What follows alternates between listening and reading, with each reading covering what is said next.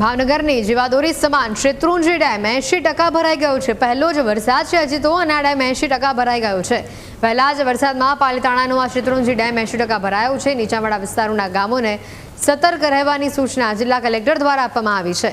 પાલીતાણાના 5 અને તળાજાના 12 ગામોને એલર્ટ આપવામાં આવ્યું છે। ગામ લોકોને સલામત સ્થળે જવા માટે જણાવવામાં આવ્યું છે।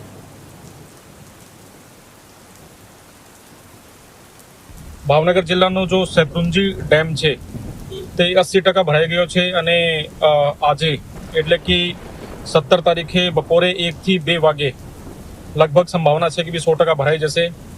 તેથી એના ગેટ ખોલવામાં આવશે લગભગ 1 થી 1.5 વાગે।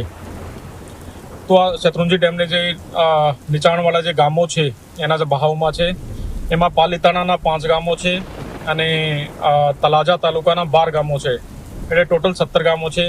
તમામ લોકોને મારી વિનંતી છે કે 1 વાગ્યાથી પહેલાં જે તમે આ ગામોમાં નીચાણવાળા વિસ્તારમાં હો તો તમે તાત્કાલિક ઉપર શિફ્ટ થવાનું છે।